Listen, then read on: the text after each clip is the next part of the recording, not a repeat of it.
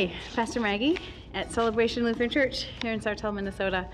We're going to talk today. I want to parse out the phrase, we are saved by grace through faith. So you hear this a lot when we talk about salvation. And so what do we mean when we're saying that? So let's start with salvation in general, right? So Lutherans understand salvation as not so much, so there's an old way of understanding salvation as sort of like where you go when you die, right? You're sorted into two piles, heaven or hell. And salvation means you get your ticket into heaven.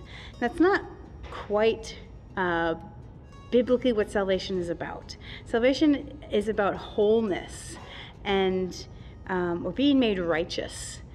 And these are all buzzwords, so let's define them a little better too. So righteousness is being how God created you to be.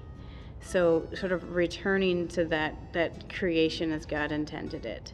Almost a returning to God. We are from God and then we return to God. And salvation is also, in a sense, about there's a freedom component to it. It's being freed from the powers of sin and death and evil. So it's not denying that these forces are at work in the world, but that none of them have the ultimate grasp on our lives. We are freed from that. And so how then do we attain this wholeness, this freedom? This comes by grace through faith. And grace, another word we throw around a lot, grace is the free gift of God's love to you. It's not something we earn. It's not something we have to work our way towards. It is a gift from God. So the grace of God, God's unearned, undeserved even love that God gives us is what sets us free from these forces of sin and death and evil. And while I'm defining things, let's define the word sin. So sin is anything that separates you from God. And sin is fundamentally idolatry. It's putting something else in God's place in your life. Ourselves, our own intellect, right? We think we can solve all the world's problems or all of our own problems.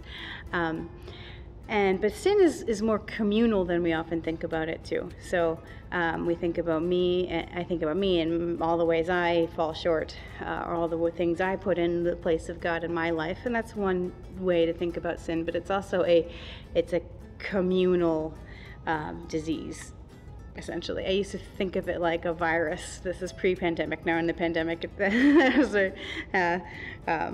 has its own, right? Has a new weight to it, but it's everywhere, and it affects everyone, and we sort of live amongst it, and so we are freed from that, the sinful forces, the forces of separating us from God.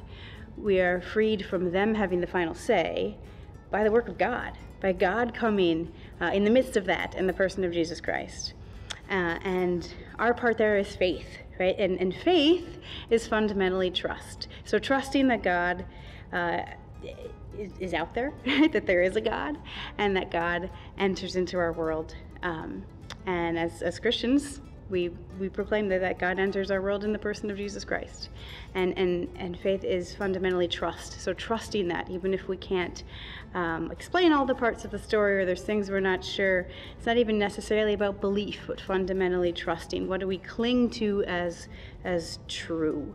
And that is that there is a God who is at work in our world, who is present close to us, who is incarnational, which means here with us, among us, moving, working. So the salvation, the freedom from these things like sin and death and evil comes by the work of God in our lives, and us clinging to and trusting that is true.